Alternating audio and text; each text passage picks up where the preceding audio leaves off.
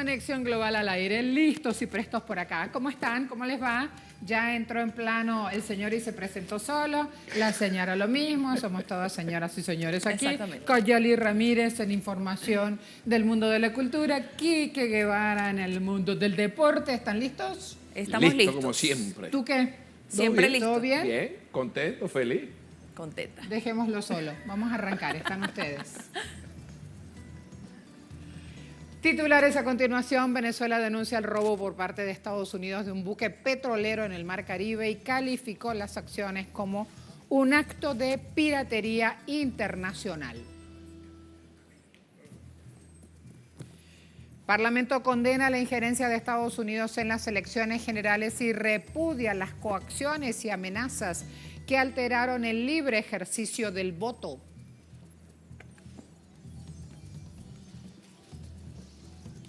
Tiene nombre de Lord inglés, pero hace daño, así que no es tan simpático. Byron provoca fuerte temporal e inundaciones en Gaza. Afecta tiendas de campaña improvisadas para hacer frente a la destrucción provocada por Israel.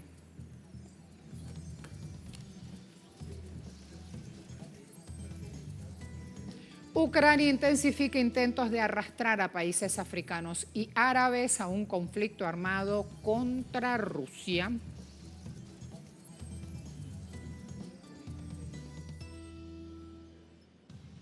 Flamengo, sí señor, se metió a la semifinal de la Copa Intercontinental y es el primer equipo brasileño en ganar el Derby de las Américas. Detalles más adelante, acá en Conexión Global.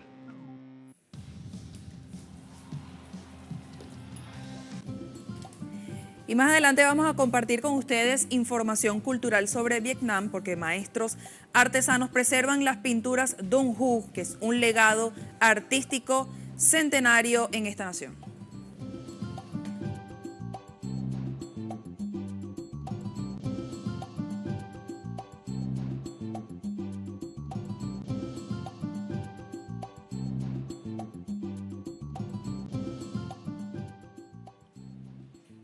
De inmediato, veamos cómo Venezuela denuncia el robo de un buque petrolero en el Mar Caribe, un robo ejecutado por Estados Unidos.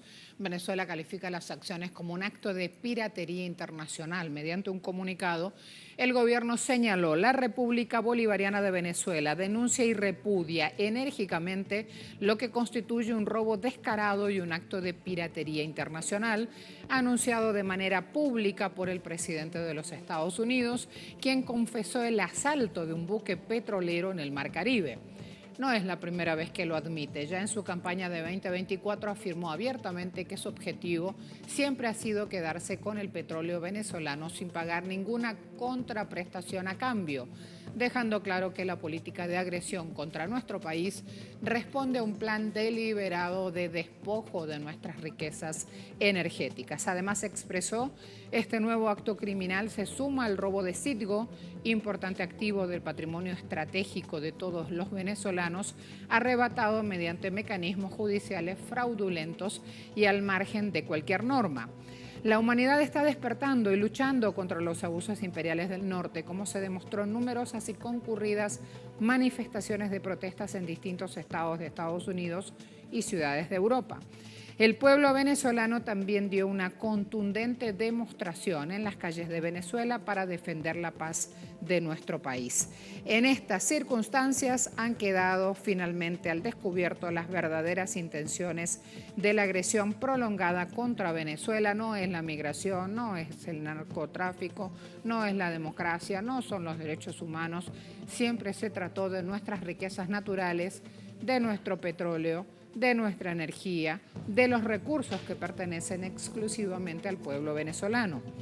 Asimismo, denunciamos que este acto de piratería busca distraer la atención y tapar el fracaso rotundo del show político montado en Oslo, donde quedaron expuestas nuevamente las manipulaciones y la falta de resultados de quienes han pretendido durante años, sin ningún éxito, una operación de cambio de régimen a través de la violencia y en abierta complicidad con gobiernos occidentales. El documento destaca: Venezuela hace un llamado a todo el pueblo venezolano a mantenerse firme en defensa de la patria y exhorta a la comunidad internacional a rechazar esta agresión vandálica, ilegal y sin precedentes que se pretende normalizar como herramienta de presión y saqueo.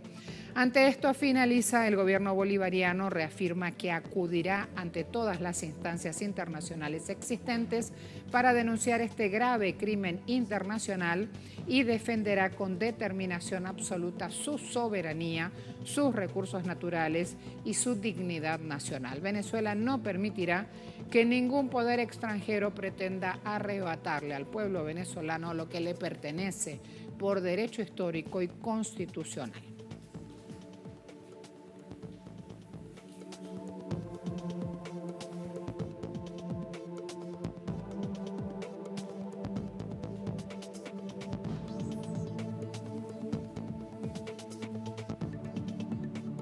Veamos a continuación otro comunicado, esta vez del Bloque de Resistencia y Rebeldía Popular de El Salvador. Inicia: nos solidarizamos con el pueblo y el gobierno de Venezuela, que desde el inicio de su revolución en 1999 han enfrentado agresiones como el golpe de Estado fallido contra el presidente Hugo Chávez en 2002, las sanciones económicas iniciadas por el gobierno de Barack Obama, el actual cerco militar y otros hechos delictivos cometidos por el imperialismo norteamericano.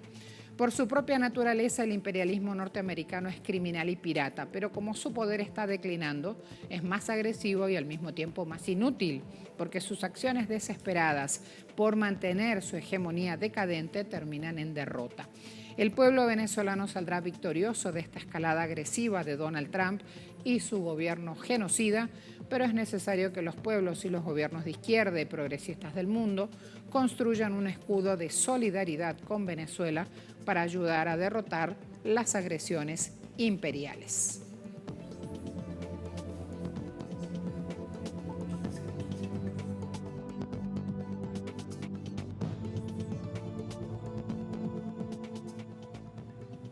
Y ahora es el turno de revisar lo que posteó en la red social X el presidente de Cuba, Miguel Díaz-Canel.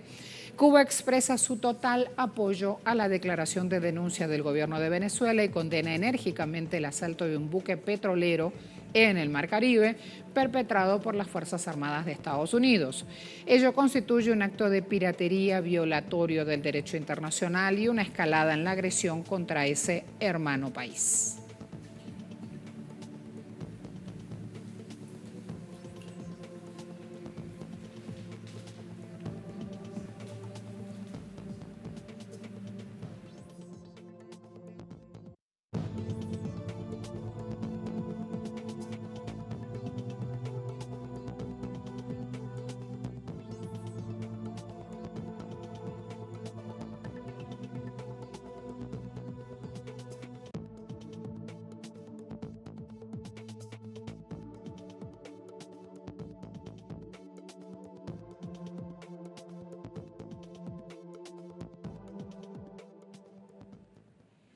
Lista y presta Madeleine García, corresponsal de Telesur en Caracas, en Venezuela toda, en verdad, para informarnos y llevarnos a esta hora la novedad. Miren lo que es esto. Hace frío, Made. Fue una mañana que tuvo un frío muy especial con la paz de diciembre y siempre con la mente abierta y presta para estar atentos a los hechos aquí en la nación venezolana. Bienvenida. Hola Marcela, pues sí, aquí se dice que bajó Pacheco, es decir, un personaje que baja de las montañas y al bajar de la montaña trae el frío decembrino. Así que bajó Pacheco ya hace una semana atrás y estamos sintiendo ese frito. Y yo, por demás, soy súper friolenta. Te cuento que las noticias, más allá país. súper Además calientes en este país, de además de esta denuncia del gobierno de Venezuela por el robo descarado de Estados Unidos de ese barco petrolero.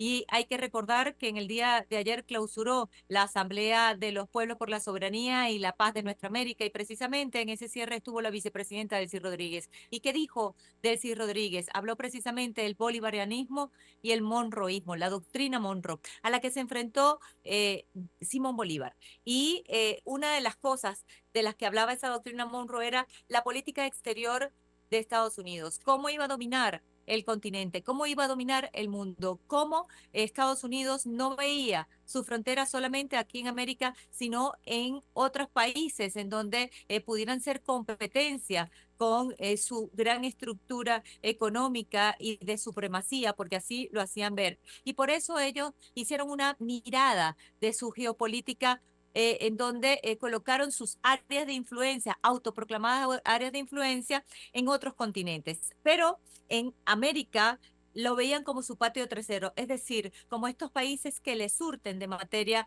prima y que por lo tanto ellos no veían una amenaza acá en América Latina porque no tenían desarrollo, porque no tenían grandes tecnologías como la tenía Estados Unidos y que por lo tanto ellos podían en este sentido tener más influencia, más injerencia con los diferentes programas que ellos habían diseñado para estos países, como por ejemplo la Escuela de las Américas, en donde adoctrinaban a las Fuerzas Armadas, imponer gobiernos de derecha y dictaduras de derecha como ocurrió en Chile, y así todos los países vivieron diferentes maneras de intervención. Lo que ellos jamás imaginaron era que estos pueblos eran resistentes e iban a luchar precisamente en contra de esa potencia. Podían tener mucha economía, podían tener mucho dinero, podían llamarse la superpotencia, pero era una potencia sin almas, sin alma, sin espíritu, y ese espíritu y esa alma que tienen los pueblos de América Latina. Y por eso, en el día de ayer, la vicepresidenta Delcy Rodríguez extraía la doctrina Monroe versus el bolivarianismo que encarna la revolución bolivariana de Venezuela, que desempolvó el comandante Hugo Chávez y que sigue adelante el presidente Nicolás Maduro. Y a esa doctrina Monroe es que se está enfrentando Venezuela ahora con el colorario Trump, que no es más que la reedición de la doctrina Monroe 3.0 al estilo Donald Trump. Y en el día de ayer ya vimos cómo es esa materialización de esa doctrina, el robo descarado de un barco petrolero porque a él le da la gana, pero además lo dice de manera así, así nomás en los medios de comunicación. Y esta Asamblea de los Pueblos en el día de ayer llegó a un documento final, a 6 conclusiones, entre ellas una articulación de todos los movimientos sociales populares, científicos, intelectuales, artísticos, para poder denunciar lo que está ocurriendo, para poder detener la guerra, porque son los pueblos con sus voces los que están al frente de esta maniobra guerrerista y los que deben alzar las voces para contener esta situación. Luego hablaron de una estructura jurídica donde los juristas se puedan unir para elevar a los diferentes organismos internacionales a aunque estén debilitados, pero son las estructuras que existen del derecho internacional, y defender con esto el derecho internacional, la Carta de Naciones Unidas y la soberanía de los países, porque acá se está violando absolutamente todo. Se está violando la Carta de Naciones Unidas, se está violando el derecho internacional. Hablaron de estructuras de comunicación para la guerra cognitiva, porque es allí el primer frente de guerra, instalar la mentira para manipularla y de esta manera dominar las masas. Y utilizar a Venezuela como punto de encuentro entre todos y de esta manera articularse. Entre esos, muchos puntos más. Pero en el día de ayer la vicepresidenta hablaba de eso. Y la base de todo es la unidad para defender la soberanía y la verdad de los pueblos. Eso decía la vicepresidenta Delcy Rodríguez. Hoy estos invitados internacionales de más de 50 países del mundo, más de 500 de todas partes de los 5 continentes del planeta, están acá buscando, mirando, experimentando, viviendo cómo son las experiencias de las comunas, que es una nueva forma de democracia y de organización en este país, y cómo se han articulado para salir adelante a esta guerra, a este asedio que desde hace más de 2 décadas Estados Unidos tiene en contra de este país. Marcela. Muchas gracias, Madeleine. A esta hora hay información vital, información del Kremlin. Vladimir Putin mantuvo una conversación telefónica con el presidente venezolano Nicolás Maduro. Los jefes de Estado intercambiaron puntos de vista sobre el desarrollo futuro de las relaciones amistosas ruso-venezolanas en consonancia con el Acuerdo de Asociación Estratégica y Cooperación que entró en vigencia en noviembre 2025. Putin expresó solidaridad con el pueblo venezolano y reafirmó su apoyo a las nacionales y la soberanía ante la creciente presión externa. Las dos partes confirmaron su compromiso mutuo con la implementación consistente de proyectos conjuntos en las esferas comercial, económica, energética, financiera, cultural, humanitaria y otras.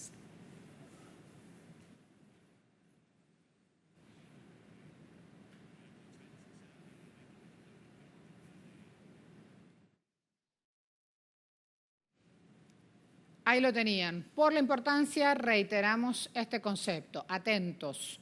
Puede reproducir esta información usando nuestra imagen y nuestro audio, si está, por ejemplo, en cualquier televisora comunitaria del mundo, siempre y cuando se cite la fuente informativa, nuestra casa periodística, nuestro Telesur. Vamos entonces con información del Kremlin, decíamos. Vladimir Putin mantuvo una conversación telefónica con el presidente venezolano Nicolás Maduro.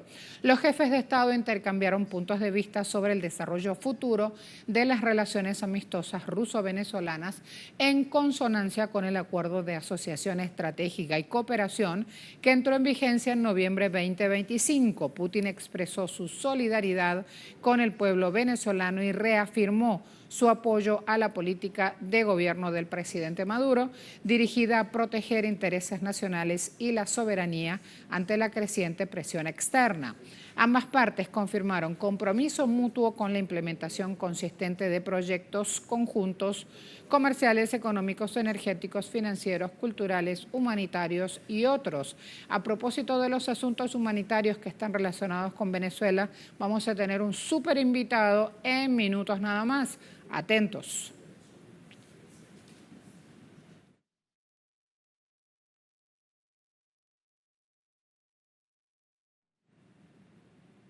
Ayer se conmemoraron 166 años de la batalla de Santa Inés. Para el pueblo venezolano fue un día muy especial.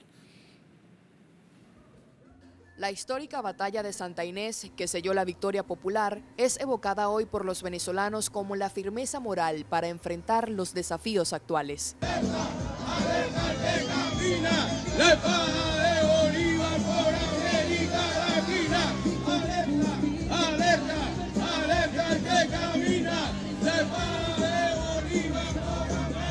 Los presentes establecieron un claro paralelismo entre la resistencia federal de 1859 y la defensa de la soberanía después de 166 años, ante las continuas amenazas injerencistas que vive la República. Estamos dispuestos a la defensa de la nación en cualquier escenario, ante cualquier escenario. Siempre el pueblo venezolano ha sido un pueblo amante de la paz, pero también ha sido un pueblo constructor de libertades en América Latina. Y si tenemos que derrotar al imperio norteamericano, como derrotamos ya al imperio español, pues nos tocará hacerlo. La movilización también fue un espacio para expresar opiniones sobre el otorgamiento de ciertos reconocimientos de paz que, según los manifestantes, pierden legitimidad. Entonces también lo hacemos como forma de protesta, porque nosotros no estamos de acuerdo que le den un Nobel de la Paz a una asesina. Ese premio Nobel de la Paz ya está rayado, porque últimamente se lo han dado a puros asesinos, que tampoco quiero nombrar, ¿verdad? En el punto final de la concentración, el presidente Nicolás Maduro se dirigió a la multitud haciendo referencia a los actos de apoyo a Venezuela que se llevaron a cabo en Oslo, Noruega, destacando el rechazo a la agresión militar en el Caribe. Me impresionó ver tan importantes personalidades de la vida de Noruega y del Comité de Paz de Oslo opinando contra la agresión militar de Estados Unidos a Venezuela, contra la nazifascista criminal de la Sayona y retirándose de los actos llenos de sangre que se pretendieron hacer hoy.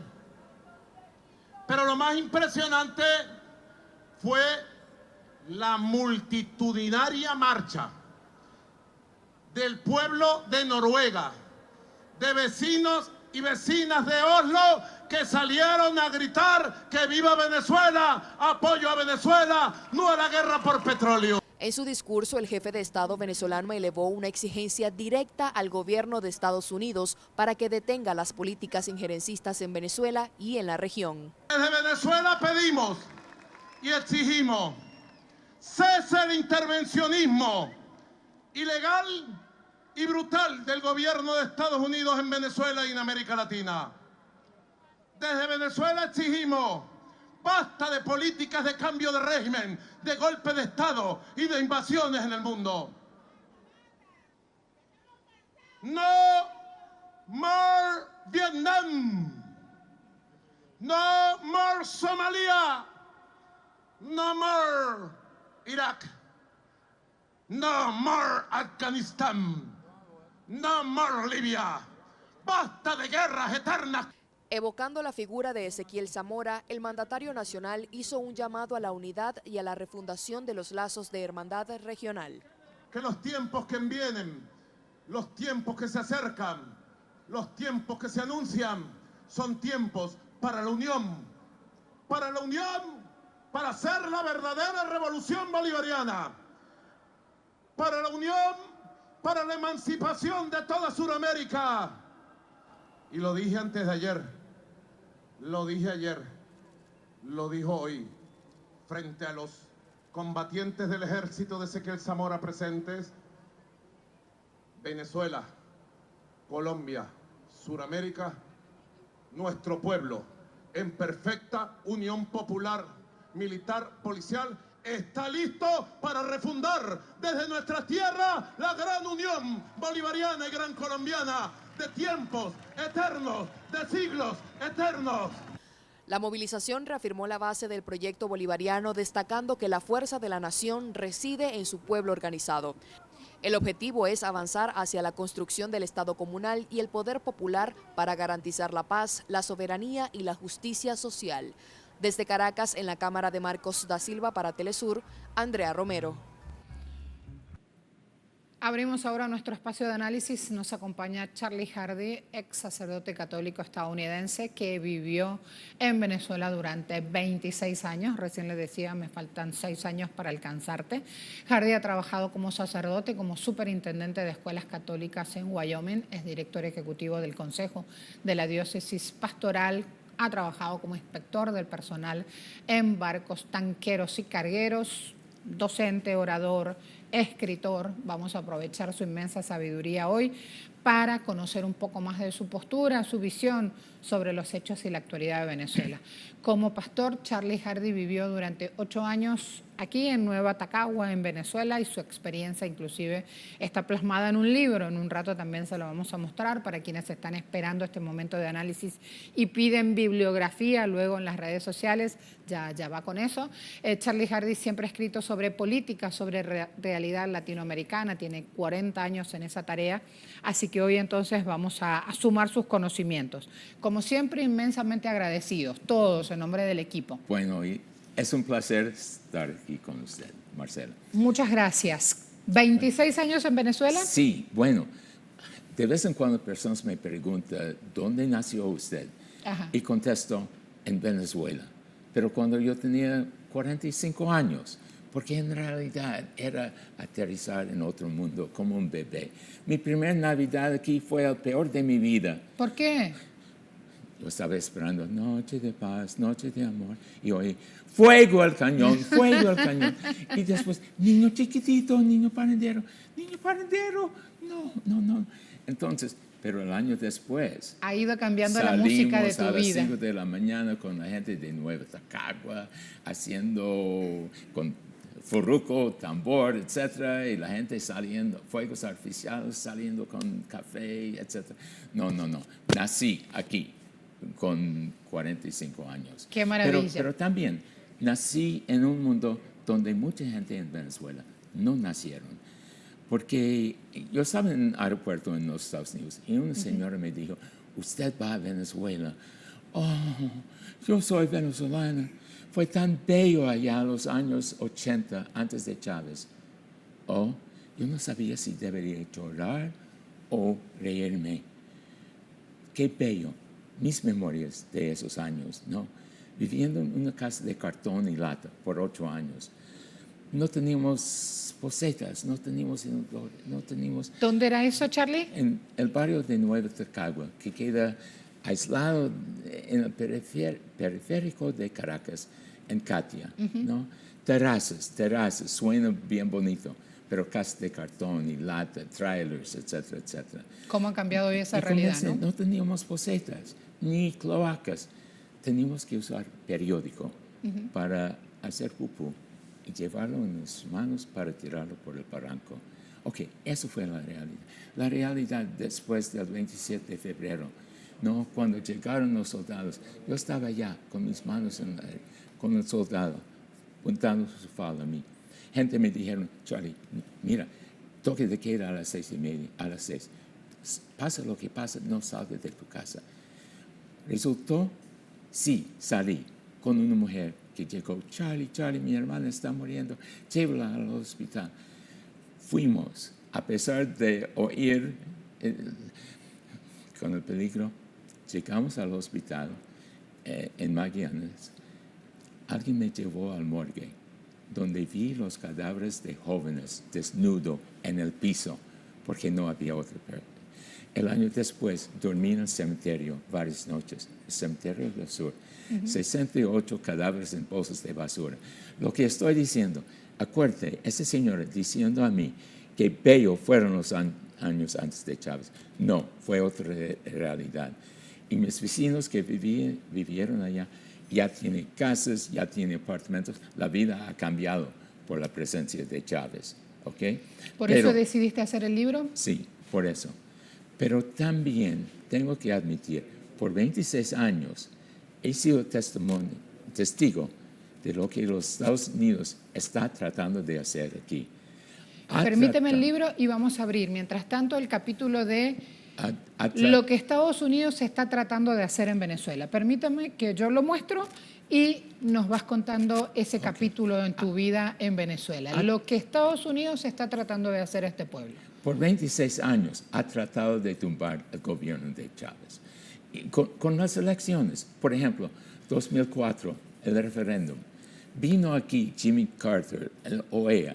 Todo el mundo dijo que Chávez ganó el referéndum.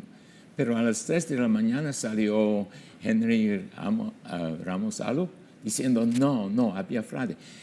Jimmy Carter dijo que después de observar elecciones en 40 países del mundo, Venezuela tenía el mejor proceso de elecciones. Pero eso no, por la oposición, no. Bueno, fraude. hoy por hoy están diciendo, esta no es la ruta del narcotráfico hacia Estados Unidos y sin embargo has visto los ataques, las amenazas, las agresiones contra Venezuela. Otro ataque. Ok. Aquí es un libro de John Bolton. Yo estaba aquí en 2019, cuando el presidente Maduro asumió el poder. Oí una palabra que nunca había oído antes. Yo sé que no hablo perfectamente y todavía estoy tratando de aprender otra cosa.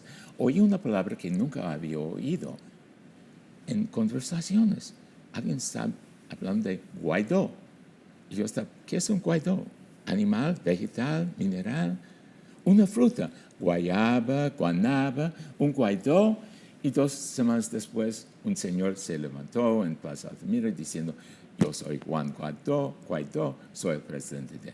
Bueno, yo sabía que los Estados Unidos estaban involucrados. Pero aquí tengo un libro de John Bolton, donde él tiene 39 páginas detallando todo. Mira, no pude... Todos los planes de agresión leí y cómo han 1 o 2 intentado un año páginas y otro. tenía que pensar después en detalle y diciendo aquí que por 20 años, desde 99, estamos tratando de aprovechar de la situación de tumbar el gobierno y no podían.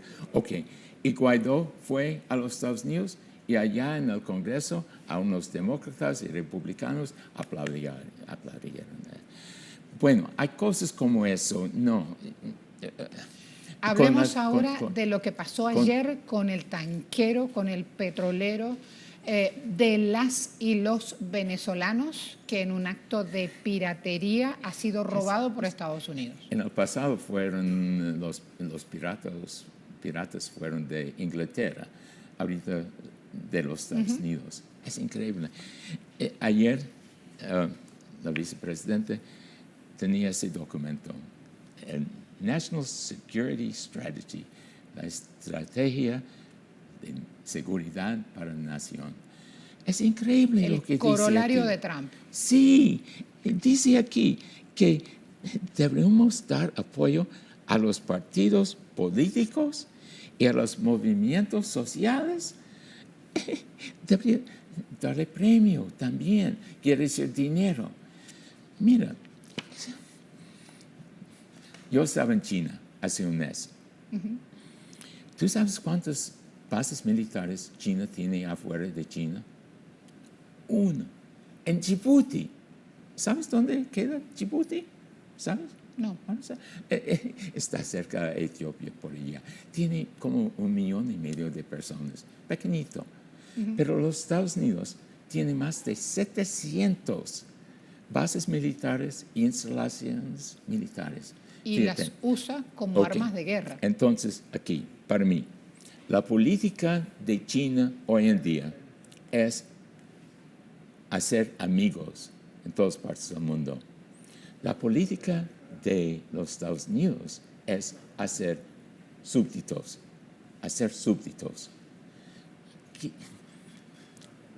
China tiene como casi 20% de la población del mundo, 18%. Y tiene un base militar afuera de China. Los Estados Unidos tienen como 4% de la población y tiene más de 700 bases militares e instalaciones. Eso dice algo. Y también aquí, yo tengo un documento aquí de China, Wenhua Zhonghen, que quiere decir civilización, cultura, arriba, horizontal, vertical, etc. En el segundo párrafo habla del sur global. Él está hablando de América del Sur, África, Asia, para tener amigos. Aquí ellos burlan de ese concepto. Una vez ellos mencionan el supuestamente sur. ¿Y ahí cómo se habla de África Sur. en ese corolario Trump? Sí, bueno, y primero de América Latina, después de China, ¿ok? Y es tan triste. Y en China habla del sur global, porque los Estados Unidos y Europa tienen como 1,000 millones de personas. Poco. Y América del Sur, África y Asia tiene como 7,000 millones de personas. Entonces, ¿por qué China debería estar preocupado con Europa, con los Estados Unidos, cuando tiene amigos en el sur global? No, discúlpeme, pero yo tengo vergüenza. Y una cosa más de la realidad en los Estados Unidos ahorita. Yo cada semana, por ejemplo, voy a una iglesia entre 4 y 5 de la tarde, los martes, para hacer adoración. Hay una señora que ya va allá también. Yo estaba llegando a mi pueblo y recibí una llamada. Charlie, ¿podría estar allá hoy a las 4? Y le dije, sí, ¿por qué? ¿Estás enferma? No, la situación en Cheyenne, donde yo vivo. La situación, sí, con ICE.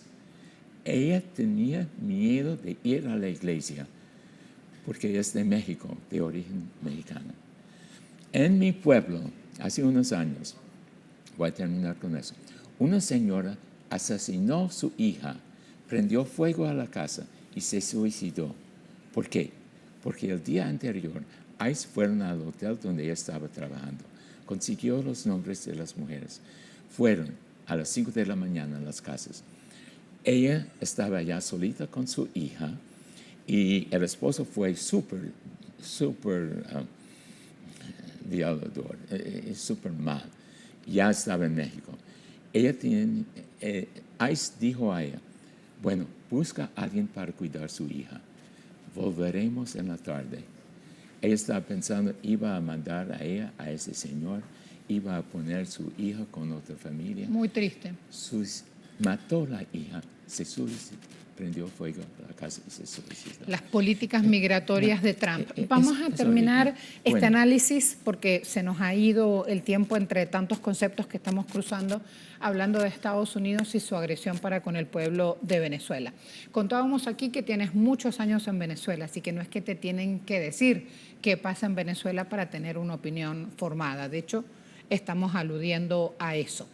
Pero hay algo que es muy importante y es tu trayectoria a la hora de reseñar la acción de las transnacionales, sobre todo las energéticas. Por eso yo preguntaba la opinión o tu pronunciamiento sobre el robo del barco petrolero ayer.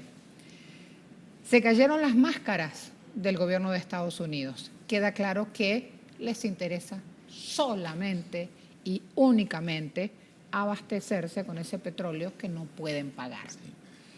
Y ahí viene entonces ya para cerrar, ¿por qué Estados Unidos no puede pagar ese petróleo y a dónde va su dinero para que se decida robar abiertamente, así como un pirata del Caribe, el petróleo de los venezolanos? En el libro de John Bolton, presidente Trump dijo en 2017, en realidad Venezuela es una parte de los Estados Unidos. Él dijo eso. Bueno, para Trump, Venezuela es una parte de los Estados Unidos. Y con esa doctrina, Monroe, toda América Latina es una parte de los Estados Unidos. Entonces, simplemente ellos sienten que tienen el poder de dominar a la gente de América Latina. Eso. Lo triste es que no es solo Venezuela, es Colombia, es México y es todo aquel que vaya en contra de la doctrina Monroe, que resista esa doctrina. Todo. Y lo malo, por lo menos, Trump va a ser presidente por 3 años más, pero digo a la gente, si quiere visitar los Estados Unidos, venga después de Trump, tal vez en 2045, 2050, quién sabe por cuántos años él va a querer dominar los Estados Unidos y dominar el mundo. Pero, sinceramente, si podría estar en China, en un tren, yendo 350 kilómetros por hora, y el agua ni siquiera está moviendo. Es China, es Rusia, es la preocupación, creo yo, de los Estados Unidos. Charlie, muchas gracias. Bueno, agradecemos placer. la deferencia de venir hasta nuestro estudio, de estar sumando en tan pocos minutos muchísima información para tomar un punto de vista. Llevo tu luz y tu aroma en mi piel, el 4 en el corazón, y al pueblo de Nuevo Tacagua. Si está mirando, mira, la mejor gente que he conocido en mi vida, en el barrio allá, en las casas de cartón y lata. Muchas gracias. El presidente de Estados Unidos amenazó al mandatario colombiano Gustavo Petro, por eso decíamos no es solo Venezuela, también es Colombia, en medio de esta arremetida que lleva adelante contra los países que han decidido defender la soberanía y la dignidad de sus naciones. Él será el siguiente, es lo que dijo el inquilino de la Casa Blanca en referencia a los presidentes de Venezuela, Nicolás Maduro, y de Colombia, Gustavo Petro. A este último se dirigió diciendo que esperaba que estuviera escuchándole en medio de las tensiones que han generado las ejecuciones extrajudiciales en el Caribe y en el Pacífico, además del asalto pirata a este petrolero venezolano al que aludíamos también en nuestro análisis. La Casa Blanca subió el tono con el jefe de Estado colombiano. Minutos después, el presidente Petro respondió a las amenazas. Dijo esto.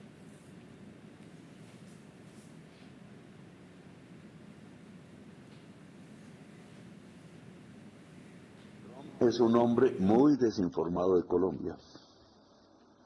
Es una lástima porque desecha el país que más sabe de tráfico de cocaína.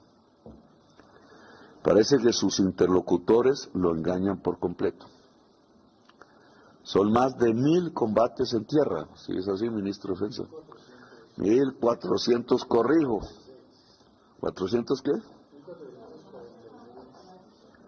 46 combates en tierra. contra las mafias hechas por nuestra fuerza militar en mi gobierno y 12 bombardeos, son 13.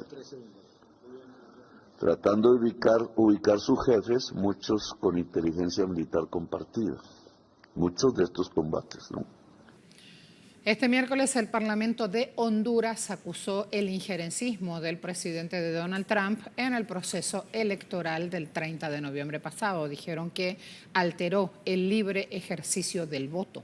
En un comunicado leído por el presidente del organismo, Luis Redondo, apuntaron a la intervención directa de la Casa Blanca, que amenazó y coaccionó a los ciudadanos. Hablaron de una actuación de Trump sin precedentes. Dijeron que es una injerencia inadmisible y una amenaza directa al pueblo de Honduras.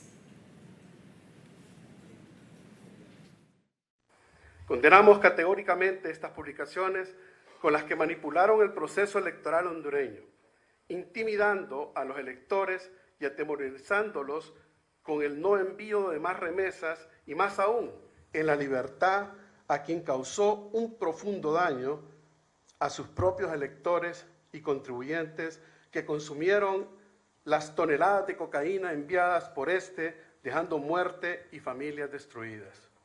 3.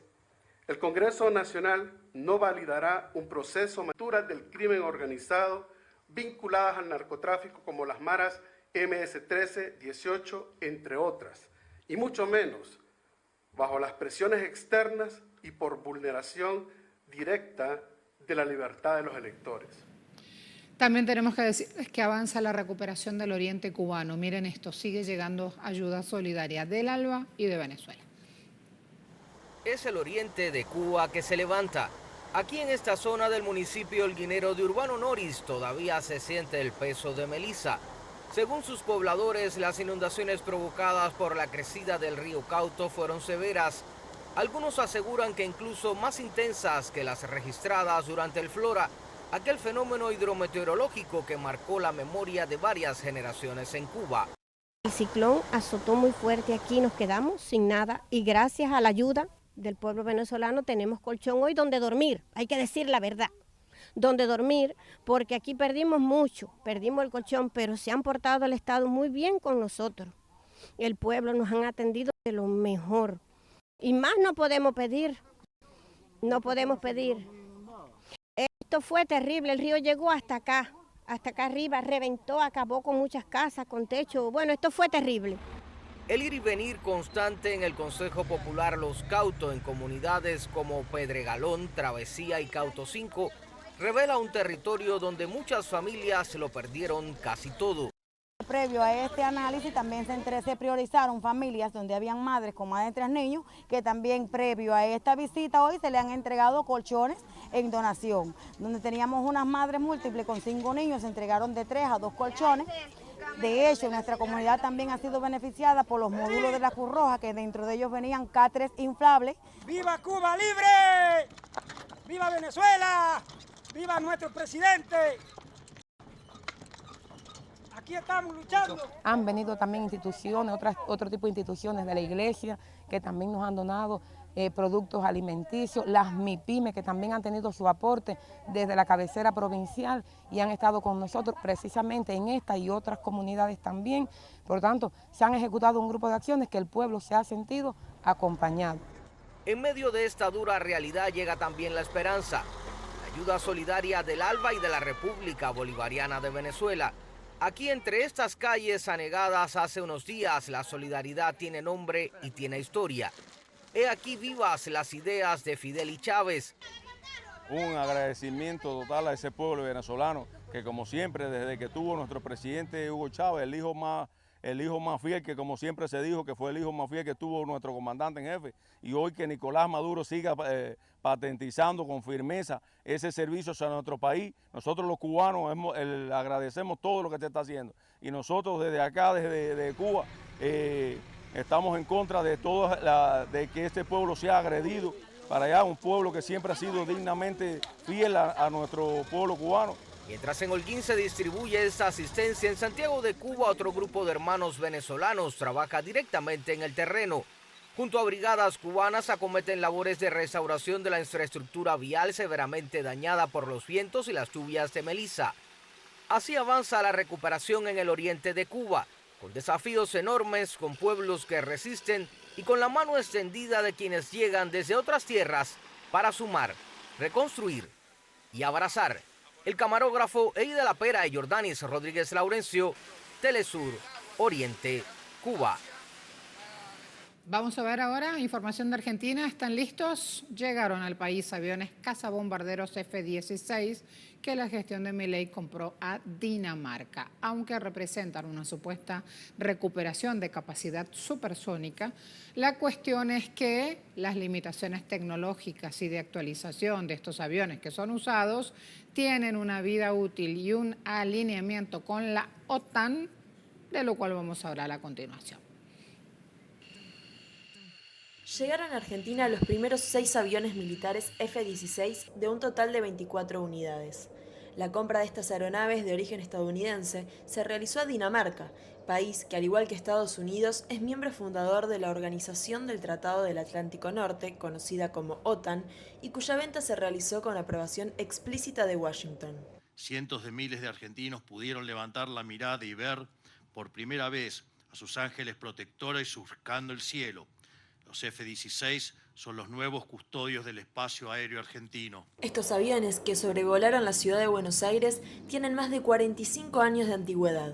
Aunque muchos celebran la recuperación de la capacidad supersónica luego de 10 años y de entrenamiento de pilotos con este tipo de cazabombarderos, esta compra de $650 millones pagaderos en 5 años presenta serias limitaciones ante un hipotético enfrentamiento en el único conflicto armado latente que tiene el país. Esta es la usurpación que Gran Bretaña hace del 25% del territorio argentino desde 1982 tras la Guerra de Malvinas, ocupando las islas y las 200 millas de mar alrededor de cada una, en donde además implantó una base militar estable. Que Reino Unido haya aprobado la venta también pone bajo la lupa las capacidades reales de combate por limitaciones de autonomía, radares y misiles que llevan a bordo. Dinamarca, por cuestiones de contrato, para poder venderlo al avión, tenía que preguntarle a Estados Unidos. Pero Estados Unidos le preguntó también a Gran Bretaña. Gran Bretaña estuvo dialogando con Estados Unidos y Gran Bretaña dio el ok. Y también la embajadora dice que el avión no le genera preocupaciones a ellos en el Atlántico Sur.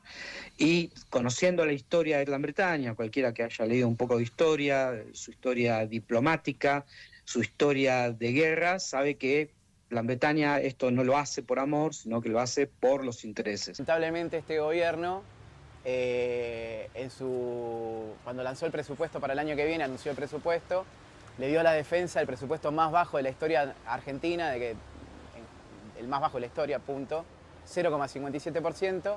Hay muy poco dinero contemplado para la modificación de los hangares, de las pistas, porque estos aviones requieren de algunas cosas que nosotros todavía no tenemos. Entonces, la cuestión es, ¿podrán volar bien? ¿Podremos entrenar a nuestros pilotos en esos aviones? Depende del presupuesto asignado y la verdad que con este gobierno aparentemente eso no estaría pasando. En términos ideológicos, más allá de las denuncias de la oposición al alineamiento con Estados Unidos y Reino Unido que representa su adquisición, al asumir la presidencia, Javier Milei firmó un decreto en el que se penaliza el uso de símbolos partidarios en bienes del Estado. Sin embargo, los F-16 aparecieron con un león, el animal que usa Milei para identificar a su partido libertario y a él mismo. Informó Ayer Nessi desde Argentina para Telesur. A ver, repetimos una información. Esto ya lo planteamos antes en nuestra emisión de noticias. Lo que vamos a ver ahora es el comunicado oficial, pero ya esta información ya se la dimos cuando arrancamos esta emisión de noticias. Aquí tienen ahora, repito, el documento oficial del gobierno de Venezuela. El presidente de la República Bolivariana de Venezuela, Nicolás Maduro Moros, y el presidente de la Federación de Rusia, Vladimir Putin, sostuvieron en el día de hoy una importante conversación telefónica, en la cual ambos jefes de Estado reafirmaron el carácter estratégico, sólido y ascendente de las relaciones bilaterales, cimentadas en la cooperación, la amistad y el respeto mutuo. Durante el intercambio, ambos mandatarios celebraron los resultados de la reciente Comisión Intergubernamental de Alto Nivel, donde fueron suscritos 19 acuerdos en todos los frentes de trabajo. Les pregunto, ¿quieren ampliar la letra? Este es el momento de hacerlo, así luego puedo continuar leyéndolo.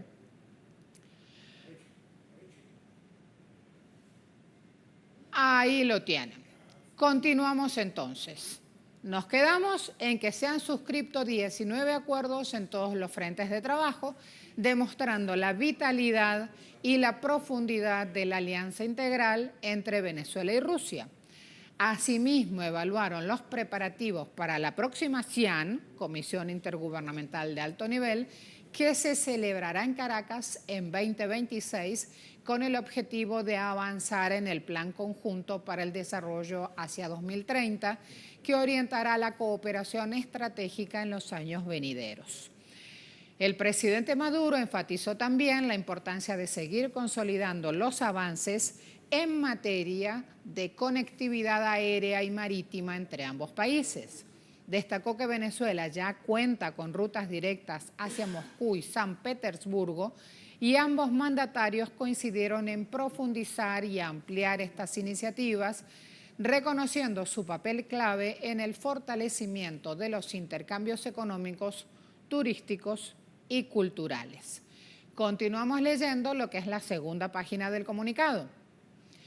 Desarrollo económico y la protección social del pueblo venezolano. Subrayó que el pueblo venezolano merece absoluto respeto en su lucha legítima por la defensa de su soberanía e independencia.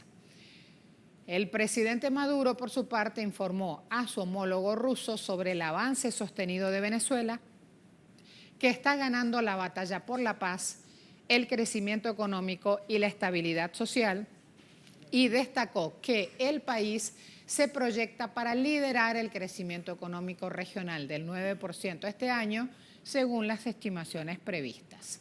El presidente Putin manifestó encontrarse plenamente informado de estos avances y felicitó al gobierno bolivariano por estos resultados.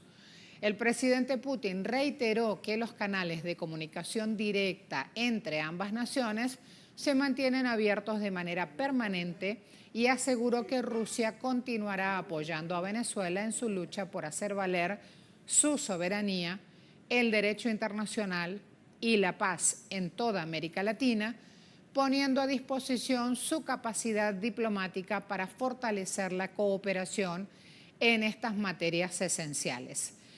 Finalmente, ambos presidentes recordaron que se cumplen más de 20 años de cooperación firme y fructífera desde que el comandante Hugo Chávez y el presidente Vladimir Putin dieron origen a una relación estratégica que hoy continúa fortaleciéndose en beneficio de ambos pueblos. Denme, por favor, el final del comunicado.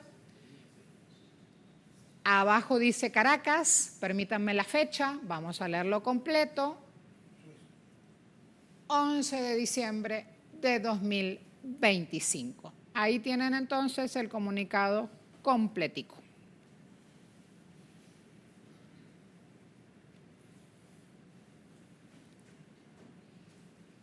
Cambiamos de tema. Vamos a ver. Les decía en titulares, tiene un nombre poético, Byron, suena a literatura inglesa, pero él no es tan bueno. Las restricciones impuestas por el ocupante genocida, aludiendo a Israel, y Byron, esta tormenta, amenazan con nuevas penurias a miles de familias que están en Gaza. Están totalmente inundados en tiendas de campaña en las cuales no se puede dormir, vivir. Miren esto. Los niños chapotean, están en el agua, así, textual, literal. El fenómeno climático, esta tormenta Byron, llevará además, según los pronósticos, más inundaciones repentinas, fuertes vientos y granizos a lo largo de esta semana. Las restricciones de Israel, en palabras de trabajadores humanitarios, impiden la nueva entrada de tiendas de campaña, herramientas para reparar sistemas de agua, alcantarillado, y así, bajo estos techos de plástico, cantidad de personas intenta sobrevivir.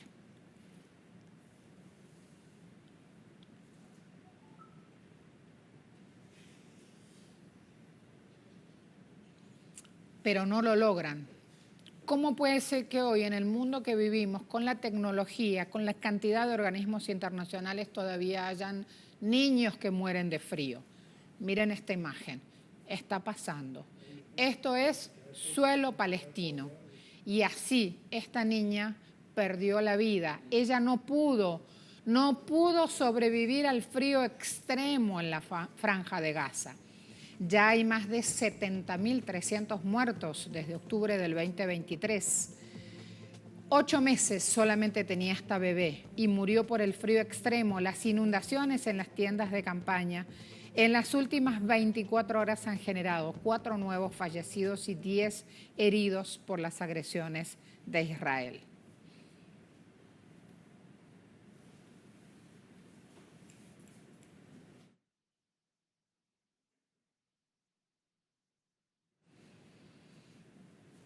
Nos esperan en Moscú Oleg Yasinski con una situación en la cual Ucrania tiene el eje de la noticia. Bienvenido, Oleg. Amplía, por favor. Saludos desde Moscú, queridos amigos.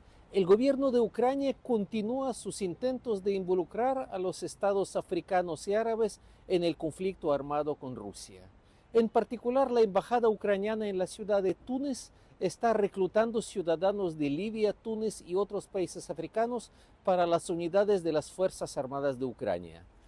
Tras la firma de los contratos, los mercenarios son transportados vía aérea desde Túnez a Polonia a un aeródromo militar cerca de Varsovia, desde donde posteriormente parten hacia Ucrania.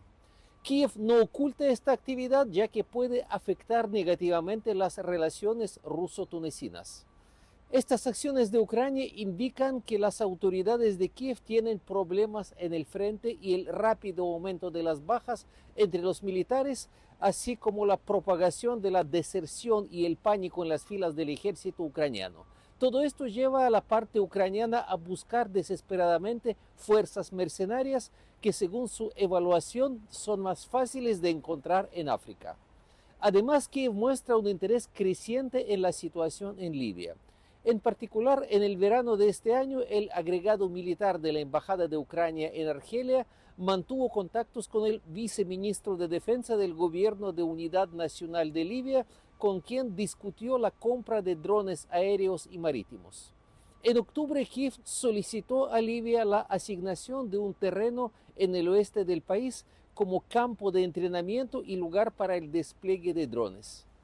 Al mismo tiempo, Ucrania justifica su estrecha relación con militares libios, supuestamente como una lucha conjunta contra la migración ilegal a través de Libia hacia Europa, así como contra las estructuras criminales libias que protegen este negocio. No se descarta que Kiev, bajo esta cobertura, busque atraer a combatientes de diversas agrupaciones armadas en Libia como mercenarios para el conflicto armado con Rusia. Desde Moscú, para Telesur, Oleg Yasinski. Muchas gracias. Ahí dejamos Moscú entonces y nos preparamos a otro tema, Mundo Deportivo, hasta ahora en nuestra pantalla.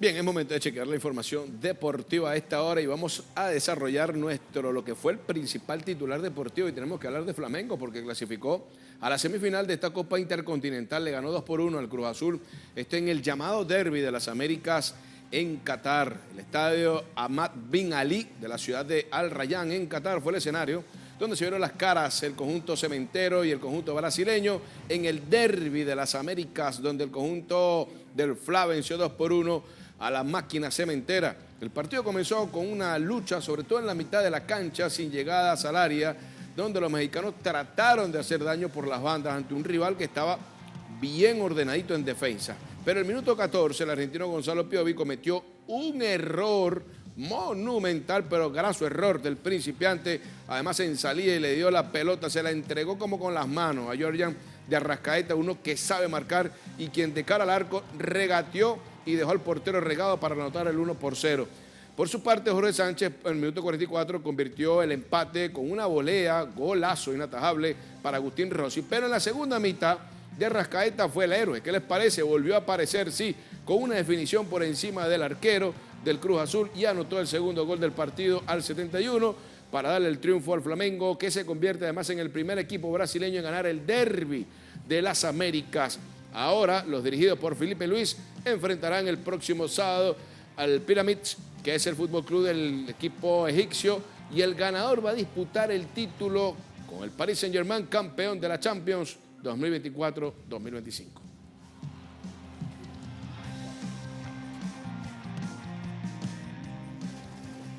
Y ahora pasamos a otras notas y tiene que ver con el béisbol venezolano. Atención, porque Navegantes del Magallanes vuelve a ganarle al equipo de Leones del Caracas y colocan la serie particular ahora 5-2 favorable a la nave turca. Ajá, ahí lo tienen, 10-3. Fue el rally de carrera y se espera todavía el último partido, que será el 21, el desquite. Bueno, fue en el José Bernardo Pérez de Valencia, como ven en las imágenes, con una destacada actuación de Carlos Rodríguez, quien impulsó 6 de las 10 carreras, bateando de 5-3. Leones tomó delantera en el segundo episodio con batazo de Bonací, quien remolcó a corredor para el plato. Los locales no tardaron en aparecer y responder, y Rodríguez conectó jonrón en la tercera entrada con José Gómez en circulación y un sencillo en el quinto episodio que trajo 2 carreras más. Luego en el sexto episodio, el equipo capitalino pudo descontar, como lo ven en pantalla, con jonrón solitario de Bonací, pero la nave arrasó con un rally de 4 carreras más y Rodríguez empujó 2, cerrando el inning con par de impulsadas de Leandro Pineda y Eliezer Alfonso Jr. Y ya para el octavo, Víctor Bericoto trajo la tercera para los melenudos con jonrón solitario, pero los locales sentenciaron la victoria con par de cuadrangulares, seguido de ¿quién? De Yaciel Puig y de Pineda. De esta manera, Navegantes del Magallanes cortaron su racha de derrotas para acercarse al quinto puesto de la clasificación, y Leones, aunque a nuestro señor coordinador de piso no le guste, sí está en el sótano de la tabla de la pelota venezolana.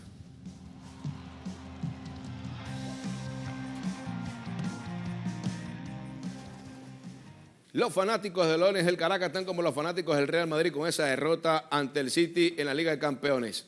Son un desastre, ese es el unísono. Así, quédese con nosotros porque queda información cultural. Ella está ahí, pero eso sí, ella sí batea y de jonrón. Caryali para la información cultural.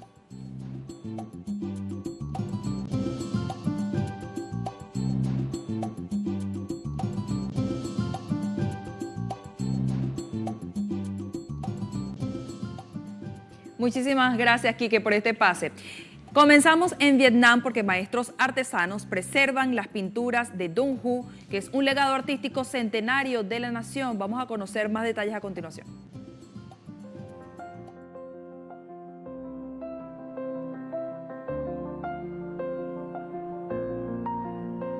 Con cuidado y detalle, los maestros artesanos vietnamitas conservan su identidad artística, manteniendo las técnicas del arte Dong Ho. El proceso comienza con la realización de un diseño que será tallado en un bloque de madera que al presionar sobre el papel dejará impresas las imágenes. Una vez terminados los contornos, el artesano les dota de color con pigmentos de materiales naturales. En su taller familiar en la aldea de Dong Ho, Nguyen Tinh Oan, conserva este arte que data de hace más de 400 años. Ningún motivo es diseñado al azar. Todas las pinturas guardan sus propios significados, desde alegorías que aluden a creencias populares hasta buenos deseos. Cada una de ellas es un reflejo de la historia agrícola, las esperanzas y la cultura nacional. Durante siglos, las pinturas populares de Dong Ho han desempeñado un papel importante en la vida de los habitantes de la aldea de Dong Ho, en la provincia de Bắc Ninh. Han preservado este patrimonio artístico a lo largo de muchas generaciones. Esta forma de arte no solo posee un gran valor espiritual, sino que también proporciona una fuente de ingresos a quienes la practican. El arte refleja la perspectiva de vida de la comunidad y muestra la habilidad, la técnica y la expresión artística de los artesanos campesinos de Bắc Ninh. Por su profunda relación con la identidad vietnamita, la UNESCO inscribió la pintura Dong Ho en la lista de Patrimonio Cultural Inmaterial, al reconocer su valor único y la necesidad de salvaguardar urgente ante la drástica disminución de la demanda de piezas a mano. Con esta noticia se consolidan los esfuerzos de artesanos y el gobierno para mantener viva su herencia cultural. Y ya casi finaliza el segmento de cultura, pero primero me voy al set principal con los muchachos. Claro que sí, nos queda ya despedirnos, queda muy poquito. Quique, muchas gracias. Gracias, Marcela, qué gusto, de verdad, siempre una semana productiva. Por ahí andan los enemigos a flote. Ajá. No les gusta que le diga desastre al equipo de Leones del Caracas y el Real Madrid. Cambiemos de tema completa y absolutamente. Les vamos a compartir un adelanto de nuestro seriado especial Sabe a Cuba que hemos traído cada semana y que en esta oportunidad vamos a estrenar hoy a las 4 de la tarde en nuestro programa cultural Somos. En esta oportunidad vamos a conocer la preparación del queso cubano. Gracias. Me dio hambre.